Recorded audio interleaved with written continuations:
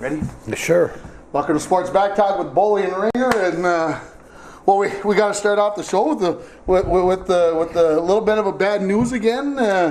We just before we tape, we sounds like we're going to lose Tom Petty, and you were tweeting out into the world about this. He must have had some type of impact on you. Yeah, huge impact. And I can still remember freshman year in college in Providence. Sitting around, me and Rab and a few of our buddies listened to a guy by the name of Tom Petty and the Heartbreakers. This is 1979. I started my freshman year, so would have been the 79-80 year, and he brought out a album called Damn the Torpedoes. And of course, Refugee was kind of the lead song on that album, and Even the Losers, Get Lucky Sometime. He had Here Comes My Girl, and they had about 5 or 6 big hits right out of there. And actually, Here Comes My Girl, that's kind of my my wife Diana and my song. There you go. You know, so I can see why Tom Petty has such a special place. Yeah, he was unique. You know, he's again one of those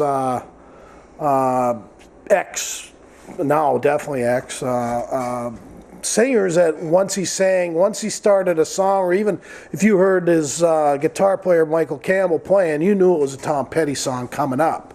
You didn't have to do anything. Michael Campbell's guitar play was unique. Of course, Petty's voice was unique. He lived hard. He lived fast. And it caught up to him at the age of 66. So rest in peace, Tom Petty.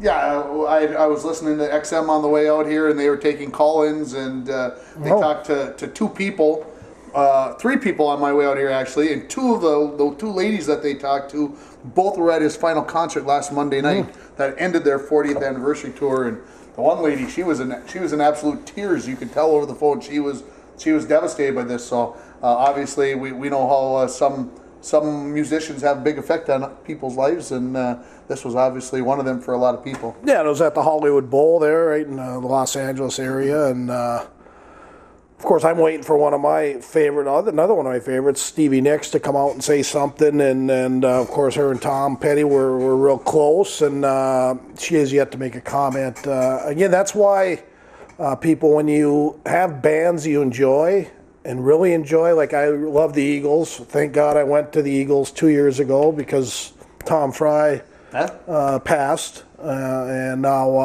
I went to Tom Petty 5 years ago. My daughter Sophie got to see him this May, and she just loved it. So if there's a band out there, any kind of band, whatever you like, country, rock and roll, whatever, go see him. Because go see him. I don't think you'll ever regret going to the concerts. As the one thing that I've learned, and I didn't go to a lot of concerts when I was young, and that's one thing that I definitely try to take care of when I can. Yeah, and I was surprised. I mean, you're kind of a headbanger. You a little Bon Jovi, a little Guns N' Roses, AC/DC, and good for you, Ringer. And that's what life is all about. Is we get one shot on this earth. At least that's my belief, and get out there and enjoy things. Don't sit around in the falls and do nothing all the time. Did you sit around and watch football yesterday afternoon? Because I did not get to. I was moving a certain child to a certain western state yesterday, and I didn't get to watch any of the Vikings game. I was listening as Mr. Cook took his injury, and obviously they said today it's official. It is an ACL injury, and it's just like, here we go again, right? Yeah. Well, actually, Ringer, I was in travel mode. We were in the Twin Cities. My buddy Timmy and his lovely wife Kathy invited us down, me and Diana. They got us tickets for the Gopher Maryland game. So I went and got depressed there. They got physically manhandled by the Terrapins. I don't know how and why, 3rd-string quarterback, but they did have some good skill players that made the difference in that game. So then we spent the night and got to see my son Burke, who's living down in the cities now, and so spent some time with him. And then we traveled home and listened to the Vikings on the radio. And did that make Diana happy that you were listening to the Vikings on the way home? As long as I was driving, she had no issue with it. Because my wife, I know she was just biting her tongue because she wanted to tell me, do we really have to listen to the Vikings? And I'm like, yeah, we actually have to. We actually have to listen to the Vikings. I'm not getting to watch, so yes. Well, yeah, and I asked her, what do you want to listen to, the Vikings or Tom Petty? She did say Tom Petty in a heartbeat, but I just look at it. The Vikings. Sounds like Paul Allen. He's just so Blunt. I mean, some of his sayings. I mean, I don't like to use the word corny because I think he's pretty darn good for an announcer, radio announcer. Definitely better than the Arizona Cardinal people. I don't know. Their color guy sounds like Jesse Ventura. So I have to find out who the color guy is for Arizona. Absolutely the worst color guy I've ever heard in my life, and just terrible. Definitely homer. But Paul Allen and I think Pete Burcich they do a pretty good job, and I enjoyed listening until, I don't know if you knew this or know this or care about this. Okay, I happen to also have Delvin Cook on my fantasy football team. Yeah, you're a jinx. So, should I go through them? Yeah, Ringer? Please do, please. David Johnson, my number 1 overall pick. Number 28 overall pick. Second round, the last pick of the second round. Delvin Cook, gone. Allen Robinson, 4th round pick, gone. Corey Coleman, 6th round pick, gone. So 4 of my top 6 picks aren't even on my roster anymore. And the only one that's got a chance to come back is Johnson. Yeah, he could come back right around Thanksgiving or a little bit after, and I'm hoping he does.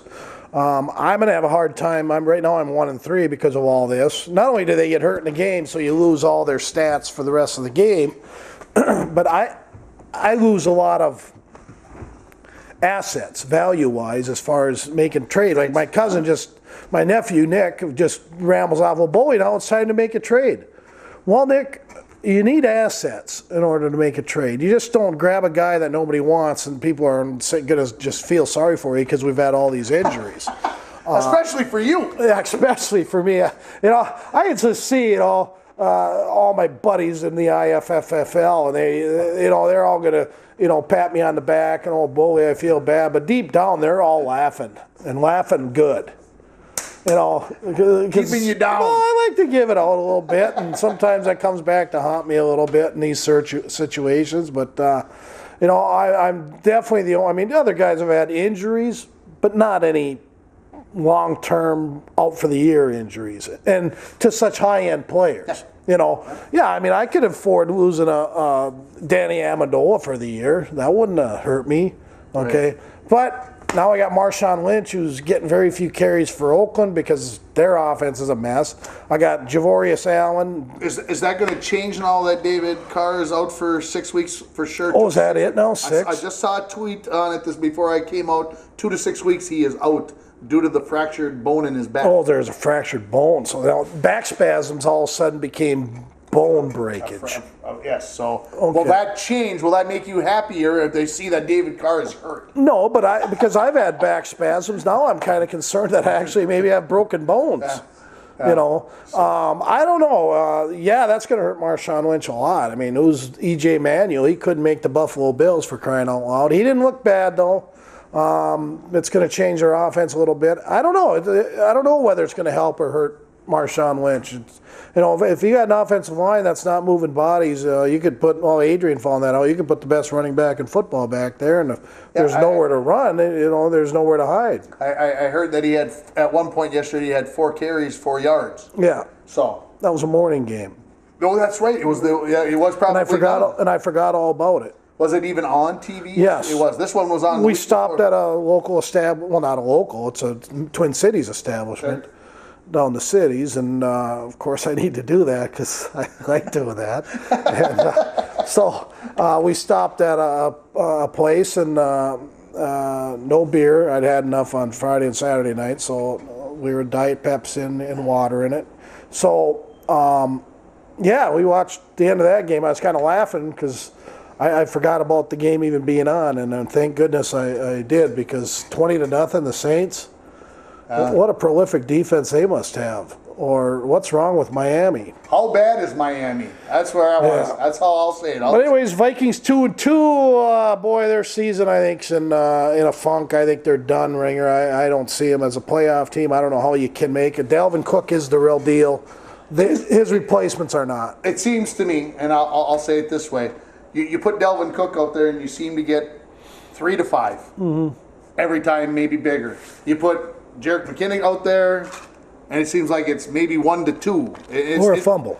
And it's the same guys. I mean, it's everything's the same. So, yeah, they're in trouble. I'm not saying that you can't have things happen, and I don't think either one of us were expecting them to make the playoffs.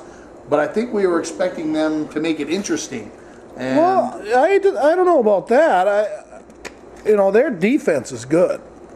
The Vikings defense. I mean, they played well enough last night or yesterday to win the game. I mean, Thielen's got to quit fumbling the ball. That's like his 3rd fumble now in 3-4 games. And who else fumbled? McKinnon fumbled. And on the Wildcat play, I heard. And answer me this. I don't know. You were listening, right?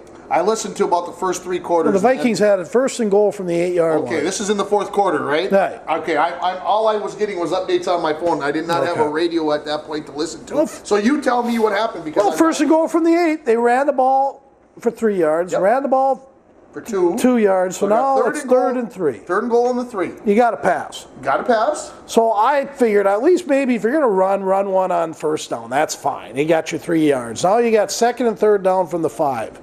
Okay? Yeah. You have to have 2 plays that one of them is going to bust open and get a touchdown for you. Why didn't they pass the ball on 2nd down? Play action or something. Okay. Because look what happened on 3rd down. They knew they were going to throw. They sent the kitchen sink and sacked them. And sacked them. Game over. And again, Ringer. I think we've had this. I could coach in the NFL. I seriously could, because I definitely would not make the calls that these offensive Pat Shermer, right? Pat Shermer, offensive guru. It's like these 3 guys, the Schefters and the Florios and all them. Same thing. We had that conversation. Yeah, our league had that conversation the other night about how, there's guys in our league that know just as much, if not more, than Michael Florio and Ian Rappaport and these guys. Same thing. I mean, yeah, Pat Shermer's paid his dues. He deserves to be a coach in the NFL. Okay? But I would have not made those calls. My game plan down at the goal line, it's not high school football. You got athletes out on your wings. You got athletes out on the wideouts. You got tight end that should be able to, supposed to be a Pro Bowl tight end. He's a great, great player. There's got to be plays down there that Michael Bolson could have set up to get touchdowns. So you're telling me now, after 3 years, I believe it is now, when New England and Seattle are playing in the Super Bowl, and Seattle's got 1st and goal or whatever it was at the 1 yard line. Here we go. They got Marshawn Lynch. You're throwing the ball on 1st down, just like I've always. So you finally have come to the bright side and said, Tim, you're right. They should not have thrown the ball. They should have thrown the ball on 1st down. It's okay. They didn't make the wrong choice by not giving it to the Beast. Did the Vikings have the Beast? We had a guy basically in Oakland. So you're saying it depends upon who you have in the backfield? Absolutely it does. The Beast would have got you 2 in the touch. New England wasn't good on run defense, but you gave them the opportunity to steal the game, and that's what New England did. Same thing as Atlanta last year. Okay? Gave them an opportunity to win the game, and they did. So, no, I don't get it. I don't know how these coaches keep their jobs. What else from the NFL yesterday? Mind-boggling. What else? I have no idea. I couldn't tell you who won, lost, drew, because I got home and I went to bed. So. Lots of upsets. Dallas got beat by the Rams, which was huge. Todd Gurley right now, Offensive Player of the Year, came out of, he was Rookie of the Year here about 4 years back and then has had some down years. Made a lot of fantasy football owners mad at him, but now he's in the good graces of the fantasy owners again. And they beat Dallas, which was a big upset. Who was it? Another big upset was I see that my Giants. Houston. I see my Giants, who I picked to go to the Super Bowl. I remember that. Are 0-4. Yeah. Nice job, fellas. Coach, what's his name? What is his name? It doesn't matter. He came out and said, McAdoo came out and said, we just got to win a darn game. Well, it's 0-4 now. I don't know what to tell you. Eli's putting up good numbers though, so fantasy owners don't care. You can keep losing all you want. Just keep throwing 3 touchdowns. I think Brucey Sandbeck has Eli anyways, Houston Texans blew out the Titans, which was kind of mind-boggling. 57-16 or something. I heard looks like Mariota could be out for a while. So lots of what do you call it? Teams that are the same in the NFL. There's no big parity. Yeah, lots of parity. There's only one remaining undefeated team. I was going to say Atlanta lost, right? So there's only one undefeated remaining, and pretty soon Miami will be 72. Dolphins will be popping the champagne again that they made it another year without anybody making a. And Atlanta should be 1-3 ringer. They should have lost to both Chicago and Detroit, but woulda, shoulda, coulda. It finally caught up to them, and they did get beat yesterday. So. Who's on Monday night? I don't even know. Kansas City's at home against the Washington Redskins. The Chiefs against the Redskins. Hey, I never even thought about that. That's good stuff. I never even. I think there could be some protesting there. There could be some protesting. There could be protesting over the protesting, and then there'll be protesting. These last 2 weeks of my life, I was telling Paul earlier, I said, they've probably been the 2 most interesting weeks of my entire 56-year-old life. Just starting from all the football stuff, bringing into all what's going, O.J. Simpson getting released from jail in Vegas, and then the same day the Vegas 59 killings from a guy out of the Mandalay Bay 32nd floor at a country music concert, and then some people from some station blaming the Republicans for having this concert, and it's like, what's going on, people? Okay. Well, my daughter used. So if you go to a country music event, does that mean you're a Republican? Is this where our country's gotten? I don't think so. If I go to a Tom Petty concert, would then I be a Democrat?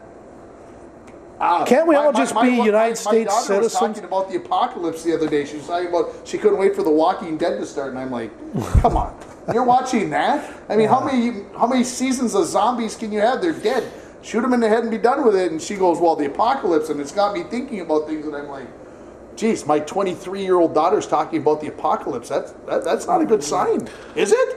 Well, I look at it, at least she brings it right up front with you.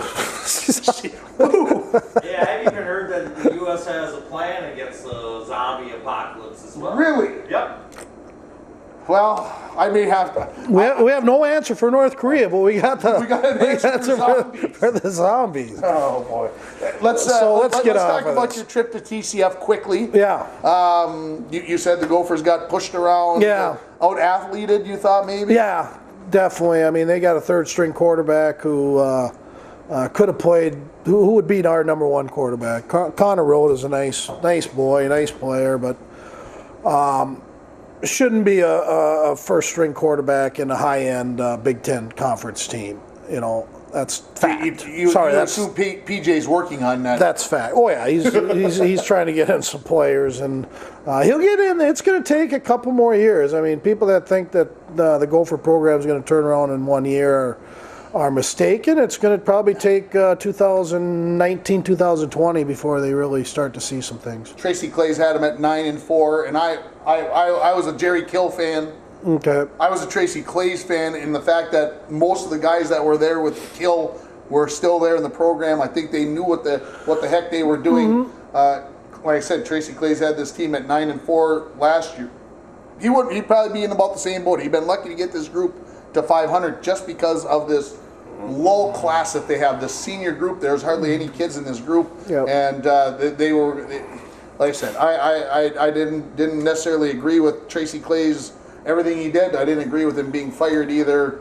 You can go down that road. Sure. PJ Flex, I think he'll get this program turned around, but again, it's going to be maybe 2019 before we see this team be competitive every week in and out in that nine game Big Ten now. It's tough. Yeah, their defensive backs just couldn't keep up. Remember, we two of the players got kicked off the team, both of them starting defensive backs that would have been playing this year. And then Winfield got hurt in the first, second series. He got knocked out of the game. So now you got, if the season would have been the way they started, their three top corners are not even in the game. And they got this number 34 who's just can't keep up. They had a receiver, number 1, and geez, he just like DJ Moore, I think his name was, and just a phenomenon. I'd be curious to see where he ends up going in the draft in the upcoming. Another Stephon NFL Diggs. draft. Yeah. Yeah, Diggs. Was he a Maryland kid or Georgia? Maryland? Okay. Yep. But anyways, it was still very entertaining. I happened to sit in, and I tweeted about that, as I happened to sit in the Bronco Nagurski section, which was kind of ironic. I didn't know I was sitting in there until I went down to see my buddies between halftime, and then I look up. I said, "I'm sitting right up there, right? See that beer tent? Right underneath that, or mine and Diana's seats." Then I look, I said, "Oh, there's Bronco Nagurski's. It's his section." I said, section. Cool. Anyways. Let's, you want to talk Twins next? Sure, we can talk Twins. Twins, obviously, it's official. I've made the playoffs. Yeah. By the time most people get to see this, they could be done, unfortunately, with the one and done. They are going to New York, and you said maybe 3 weeks ago already that they would win that game at New York. Still got that way. Still hold that. Got it right here. I'll still stay on my side that the Twins are not going to win that game. It is they will not break the curse tomorrow. So it'll be a one and done for the Twins, but it was a successful season nonetheless. Oh, absolutely. And they did have one of the two guys, Mulvey, and who's the other one? Anyways, talking about Paul Molitor, whether Paul Allen asked him directly, "Are you bringing him back next year?" And I think they'd be stupid to say, "Well, we're still in discussions about that." But, right. I think there would be a revolt. Yeah, they'll probably get him signed to a 2-year deal if Molitor wants to come back. I don't know. I mean, I don't know why he wouldn't. But yeah, exactly. But anyways, we got our supposedly best pitcher, probably not our best pitcher down the stretch, but he's been solid. Last outing, he gave up 0 runs in 5 innings, Irvin Santana, and he's been steady all year. I found it very interesting that when Gibson started that had been on Friday, that they had Barrios all ready to go. He was scheduled he was going to pitch a certain number of innings because he is the relief guy. Yeah. They're not number 2 reliever. They're not going to the bullpen. They're going number 2 starter to make sure you get into that 5-game series and then play it out from there. Yeah, they're going to, if they can get 6 shutout innings or 6 one-run ball by Santana, don't be surprised you see Barrios coming out for the 7th. The one thing you don't want to do is be down by a run or so to that bullpen of the Yankees. Twins do have to be up going into the 7th inning, or it could be lights out. I do have the Twins winning 3-2. Irvin Santana versus Luis Severino. Severino, I believe, is. Was pretty good. Twins knocked him around a little bit the last time they played. He got 3 runs off him early, and should be interesting. I don't see Miguel Sano. I know they got to make that decision. I don't see him at all in the lineup. Still struggling running the bases. Did get 1 hit in the at-bats he did have over the weekend. But I think they're fine with Eduardo Escobar sitting over there on third. I see our 3 big outfielders, Kepler, Rosario, Buxton, all playing.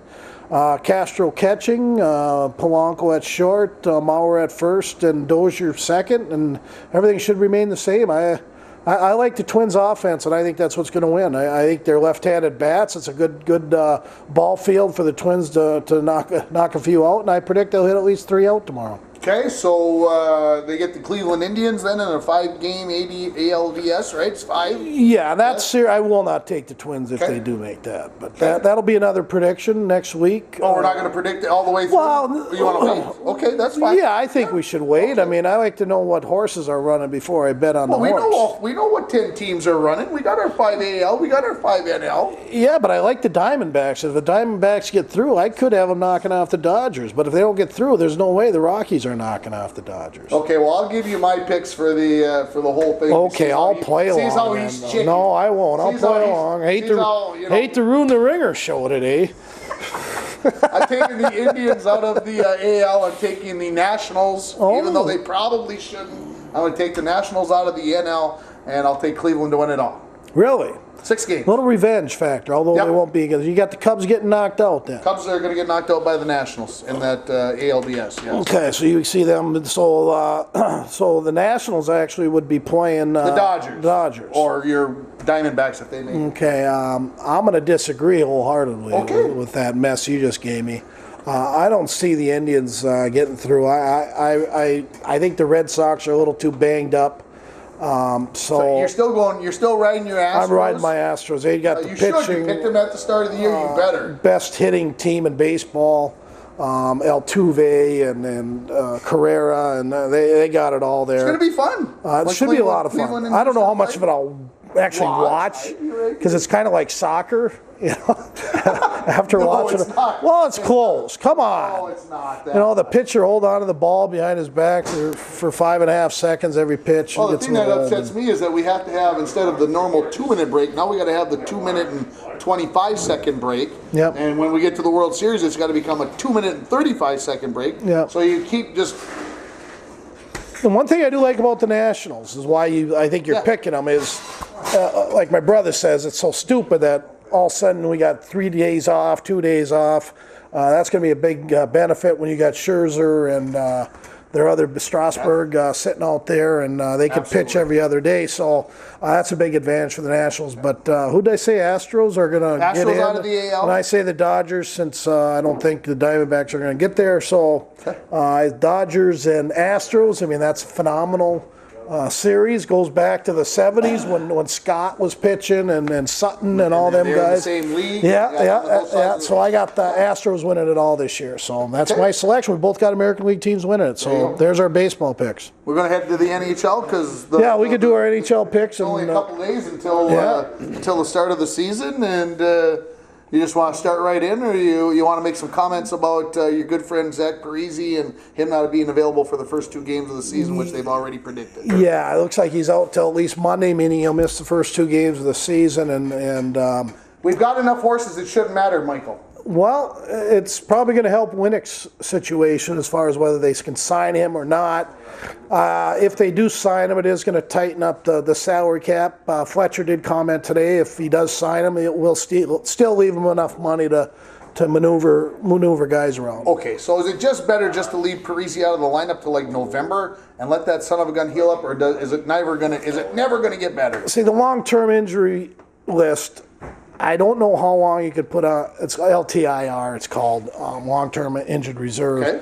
I don't know how long. I suppose I could make a few calls tomorrow and find out, but how long they have to be on there in order to save salary cap.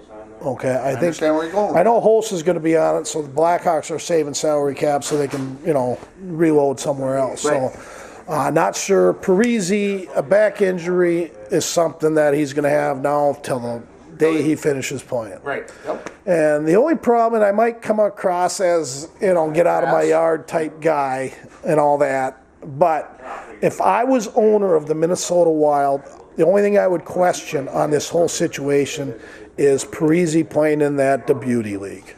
And I did read something about that. I saw something somewhere that the injury didn't occur. Doesn't matter. Till following that. Till after that. He did something, training or whatever, after that, whatever. That's what they're saying.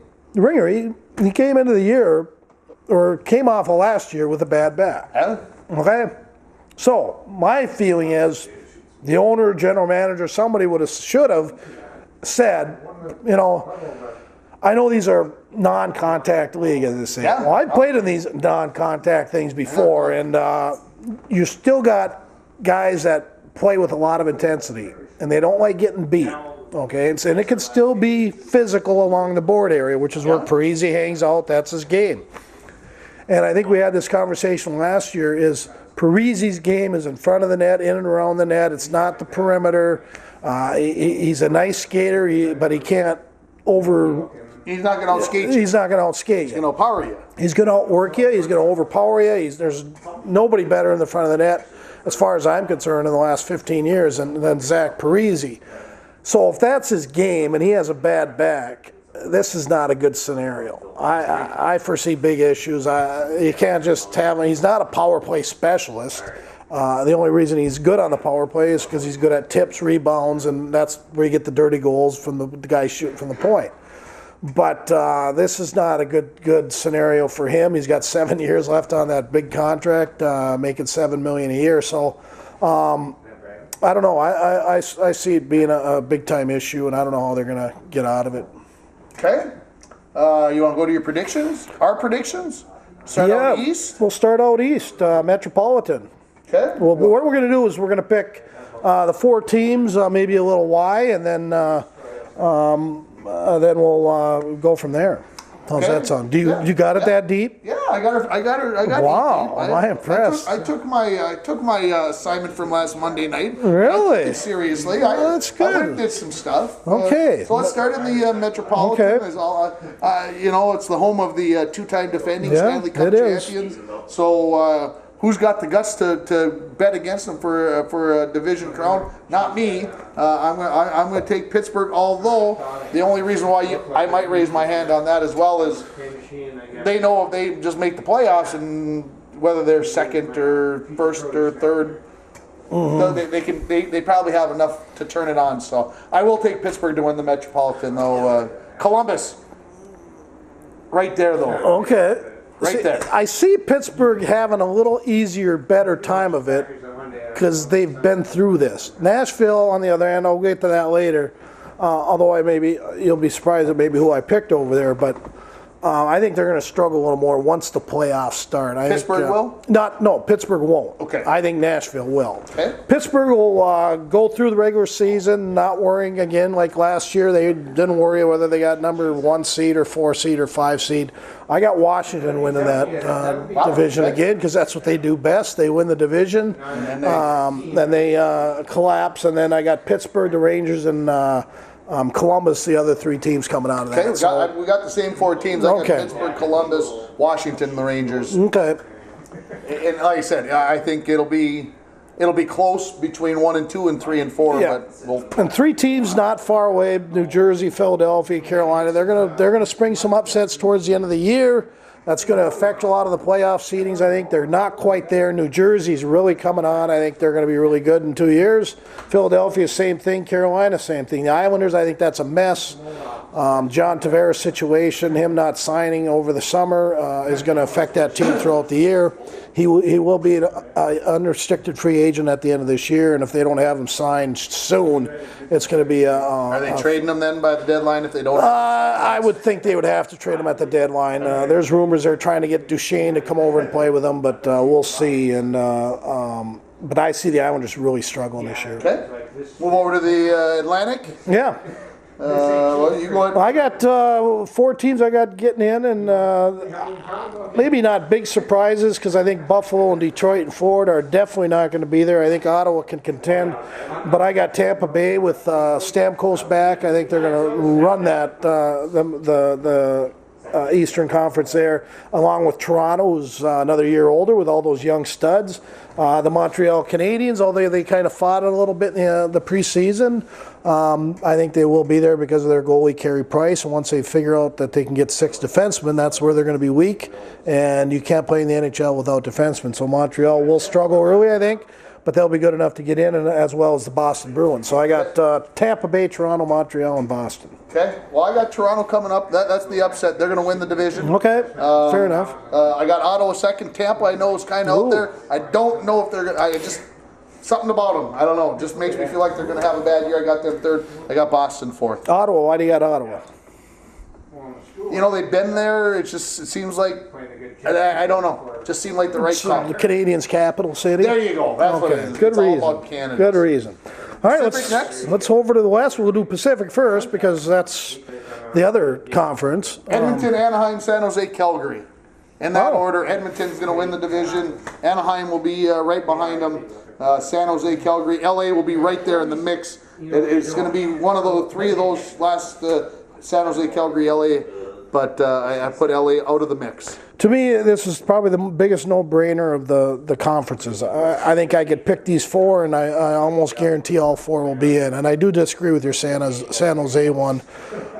It's a nice team, but I think LA, they've done enough things to get better. They picked up Kemper. Yep. And they got Folan, so they got 2 ex-Wild players. Not sure that'll be the reason they make it. But I got Anaheim, Edmonton, Calgary, and Los Angeles. We agree on 3 of the 4. 3 of the 4. Calgary did sign Jaromir Jagr today. I did not hear that. Jaromir Jagr and Keith Tkachuk, who is ancient, were both drafted at the same time. Wow. Keith Kachuk and Jaromir Jagr. Well, one of Jaromir Jagr's line mates, possibly the way it's looking, will be Keith Kachuk's son. Interesting. Yeah, I think Matt Kachuk, is that his name? Sounds right. Yeah, so that'll be interesting, and I'm sure Keith and Jagr will have some good fun comments on that. Yeah. Vancouver's a couple years away. The Sedins are going to be playing with the kid out of Roseville, or Burnsville, who played at North Besser. So it looks like the Sedins and Besser will be playing together. And then Arizona, I don't even know if they'll ever make the playoffs again. And Las Vegas, although they won't be bad. They got a good goalie and they got lots of good players. But being them, they'd be smart to just stay out of the playoff mix for the next 3 years. Get your draft picks built up. Let's move over to the Central. And, Okay. I'll let you start. Here's who's not going to make it. Okay. And that'll tell you who the four that are going to get in. And basically what we're both doing is we're saying four from each conference is going to get in. It's possible 5 could get in from the Central in the West, but we're going to go 4 and 4. St. Louis will not get in. Dallas will not get in. I just don't see it. They didn't do enough back on their blue line to make improvements there. They did bring in a new goalie. And Colorado, of course, probably the worst team in the NHL, won't get in. So that leaves me with, in this order, Nashville will finish first during the regular season. Great.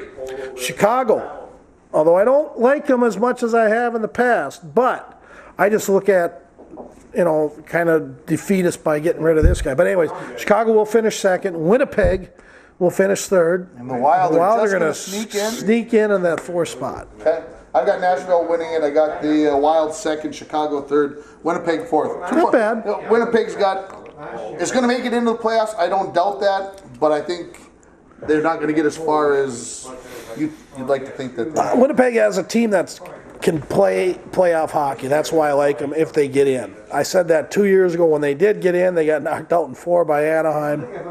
But Anaheim was probably the worst matchup they could have had.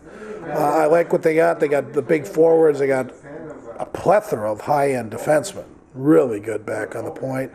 Tucker Poolman should make that's one the of the top Nashville 6. way of doing yeah, things, right? it is. And the Wild are built like that, too, as far as not big. But we had that conversation a few weeks ago where I thought the Wild top 4 were very comparable to the Nashville top 4. Yeah. But Winnipeg, I really like that team. Chicago is another team that could really, if they lose Taves or Kane for any amount of time, they will miss the playoffs. They will have to ride those two. Getting Sod back, I don't know if that's going to help or hurt them. We'll see probably in the first month of the season. But it should be a fun, entertaining season. The Wild start everything off on a national TV game with the initial startup of the Detroit Little Caesars. Yes. So they'll be playing at the Little Caesars on Thursday of this coming week. And that game will be shown on, I believe, Sports. NBC Sports Network? Yes, so there you go. Okay. Are we picking like champions? Yeah. Or are we just? Well, I didn't say. I didn't go quite that far. But so you go ahead. Well, in the West, Edmonton will come out of the what do you call it? Pacific. Yep. Even though they don't win the regular season, Anaheim will finish a step ahead of them. Okay. So Edmonton will come out of there, and Chicago's going to have enough to get by Nashville. Nashville and Minnesota will match up in the first round, and Minnesota will knock them out, and then Chicago will, of course, do what they normally do, and they'll knock out. That's where I see Nashville running into trouble when they do get in the playoffs, and many will knock out Nashville if they meet in the playoffs. But Chicago and Edmonton, and I got Edmonton getting to the Stanley Cup Finals. I think I can buy that. Except I'll take the Wild because it's time to get it or. Yeah, this is kind of it. So yeah. I will take the Wild getting there, but Edmonton. But I'll agree with you. Edmonton doesn't make the Stanley Cup in 7 games. How's that sound? That sounds really good. Gosh, very I can hardly wait. Okay, I'll go east. I'll take Pittsburgh, and even though I put Tampa Wow. third, I'll take Pittsburgh and Tampa Okay. to play for all the marbles, and I'll take Pittsburgh to win the East again. Okay, Pittsburgh's coming out of the East. I got the New York Rangers coming out of there. Wow. As a number 3 seed. They'll get Pittsburgh right away, which I think if you're going to knock someone off and post an upset, it's going to be early. I like the Rangers' defense. I think it's the best in the East, and I also like their goalie. So They find a few more forwards to replace Stefan and a few of them. I think they'll be fine. So I got the Rangers coming out of East against Tampa Bay, and I got the New York Rangers making it the Stanley Cup Finals against the Edmonton Oilers. And the Edmonton Oilers are going to win it all? And the Edmonton Oilers will win the Cup this year. Okay. So is that what you got? I'll be okay with that. Okay, and again, you lose a McDavid though, and you lose a Crosby, a McDavid, a Parisi, guys like that. You're gonna have a hard time winning the Cup. But that's who I got. If everybody's healthy, I think Edmonton has the best team. I have to agree with you. They got the horses. Yeah, so there's our NHL picks. Looks like Luke Kunin got dropped back to Iowa today. So he will start the year off down there. He did enough to tell the Wild that he's ready. Okay. I think they got to figure out a few things with a few players. I honestly think they're trying to move Stewart. And maybe the one way they can is to put him on waivers to send him back to Iowa. The only problem with him, if nobody does pick him up, they're going to be paying him $1.1 million off the salary. It will affect the salary cap. So if nobody picked him up, then he'd be down in Iowa collecting $1 million. So I think they realize. Personally, I don't think Chris Stewart does anything for this team. I think the game's not made for him, and I would really like to see him gone. But I think you and a lot of people are on that boat. Yeah, I get tired of his antics. I look back at that Blues series, and guys are beating up the Granlunds and Zuckers and all our little guys. And Stewart, I think he had more friends on the Blues than he did on the Wild, and he refused to step up for any of them. And to me, that was the final straw. Yeah, it was just like, come on. You got to stick up for your teammates, and I don't think he did. I mean, that's the only reason he's on the team. I don't know if Boudreau told him that. I think what happened, there's a few injuries, and he played some top 9 line minutes, and all of a sudden he thought he was a player again. And he's definitely I think Ennis will help if he stays healthy. I like him getting some good minutes right now. He could be playing fourth, could be playing second line when Parisi's out.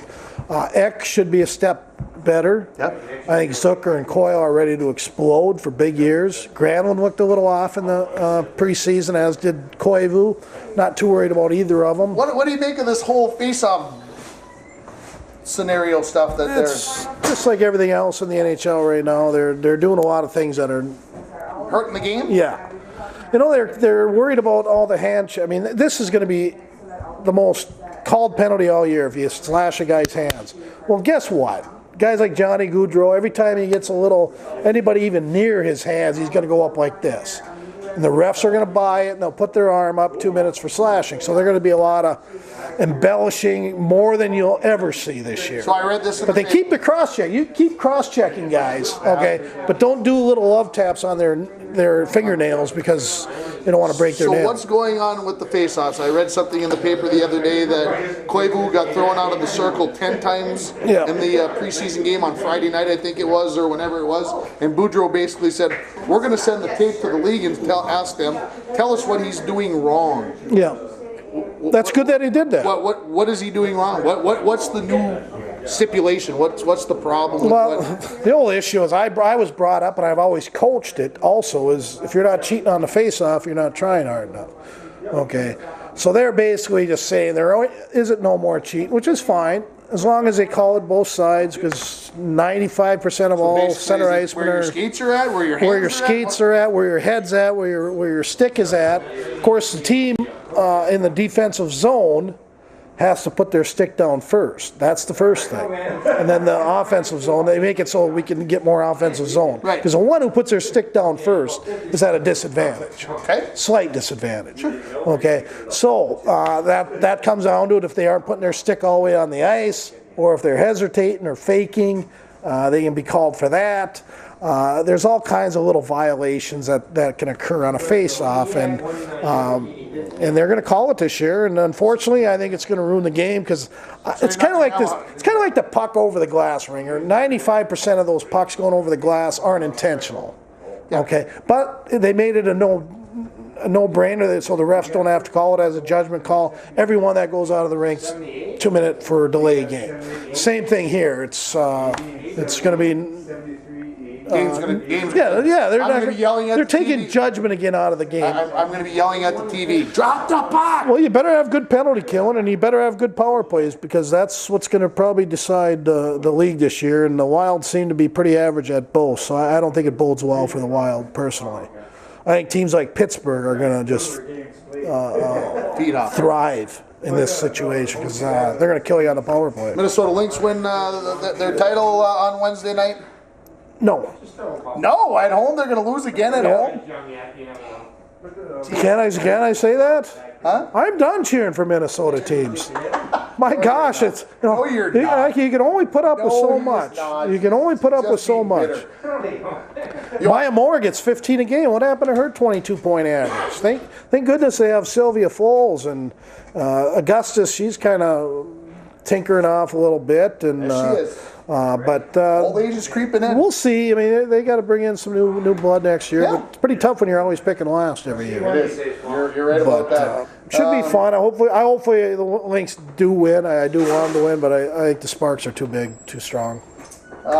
We didn't. We went off the air last week and said we should have said something about local sports, and I don't even remember what it was, but I did write down that the Bronco volleyball team sitting at 9-4 on the season. That's pretty good. So they've got a big tournament coming up this weekend, and then they've got 5 regular season games. That's all they got left. So they got five. We're almost in the hockey season already. I know. And they got a weekend tournament in Esco. So essentially they've got 9 matches left in the next 2 weeks, and then they're off until the playoffs start on the 25th. So Well, if you think about it, come deer hunting season, I mean, I remember the hockey practices start during deer hunting.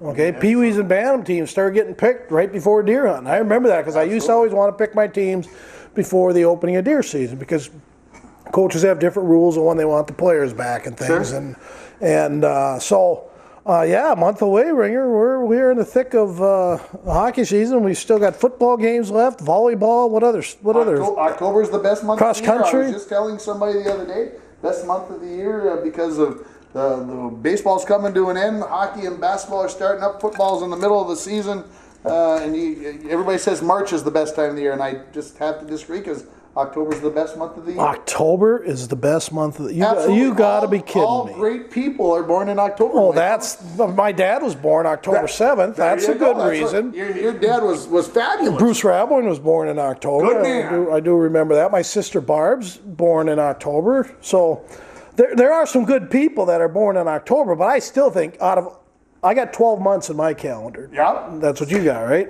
12. My 2 worst months that I absolutely can't stand June and July. is October and January. Why? Well, October, I know what's coming.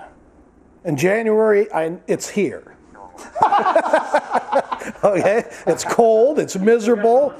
I'm sitting on slippery roads with my van, and it's cold outside. You're retiring, so. Yeah, it's fairly, I don't know when. My wife and I are. I went fishing on that. Yeah. You bet. I have an idea, but, we'll see. Okay. Depends on what happens with health care and all that stuff. But Do I want to finish the Little Fork Big Falls volleyball team? definitely. 2-17 is their record right now. The Bronco football team's 0-5. The Vikings football team 1-4. The boys cross country team has won a couple meets. They've been in the top 3. Every meet they've gone to, they've been in the top 3. I know Sheldon Slaybaugh and I have been talking about the Section 7A. There are so many good teams in Section 7A boys. GNK, ESCO, Ely. There's just these teams out there, and as good as this Bronco team is, I'm not trying to be negative, guys. The competition is so good. You're gonna have to have your best day. Everybody's going to have their best day on October 26th to come out with a first or second place to go to the state meet. It's going to be one whale of a meet. Everybody's got their favorites and whatever else. And so the boys are going to be pretty good. The girls rebuilding. They've actually just fielded a full team for the first time last week. They had 2 meets in Ely and Hibbing last week. Paul finally put a full team of girls out there. And so they're coming together. They got a lot of young girls that I think are going to be very good. And then the Broncos swim team's got a big week this week. They got 2 invitationals. The Tuesday they got the IRCs, and Thursday they got another big invitational in Grand Rapids. So things are coming together. And speaking of young kids, the Broncos girls swimming and diving team has got some young girls that may not make it this year to the state meet, but watch out for the next couple of years. There's some girls there that are going to be fun to watch, and we are going to be able to say that yes, they're going to make the state meet because they're that talented. Yeah, I mean, we've had some great swimming teams the last 4 or 5 years, and eventually those girls were going to graduate, and that's what happened. And so now you got to kind of. But I'm just wondering throughout the borderland teams, is it just lack of numbers, Ringer, or do we just don't have the families and the kids, enough kids growing up and going to school in our districts to put together teams that can. I think we've talked about this, Mike, a few times on this show, and I'm going to give kudos to one team in particular in this case, and it is the girls' track and field team. Cross country? No, the track and field team. One of these teams that, if I remember right, the girls' track and field team has won 5 straight section championships. Who knows that, right? It's one of those things where this team just seems to keep reloading. It's while they keep getting these girls. Well, I think it has a lot to do with the head coach and the time she requires for those girls to be in the weight room, and the stuff that she's expecting them to do, not just going out and, okay, I'm a 100-meter person, so I go out and run my 400s and my 200s and a 400 and whatever else. She's got them in the weight room. They're doing all their stuff. That is why these girls are as successful as they are. And it's one of those things that until the rest of the teams in our school district follow the lead of what she's gotten those girls to do with the track and field team, will continue to be mediocre. It is vital for our kids to get in the weight room. And I know kids say they're in the weight room, but you got to be doing something in the weight room. And unless you're trying to get up on the chart on the wall, unless you are trying to get better at get on those charts, it doesn't matter what you do with it. And to me, you can have the greatest coaches in the world, but if you don't have physicalness, if you don't have strength, you can't go do the things that you want to do. And to me, yes, are we in that middle in some of the classes to not have the kids say like a Proctor or a Virginia or some of these other teams that we're competing against season in and season out. It comes down to you need some competitiveness, and there's not always that when you're getting smaller. But right now, the kids have to buy into the weight room, and it's easy to say, well, I was there and I did something. Did you work harder than the guy down the road?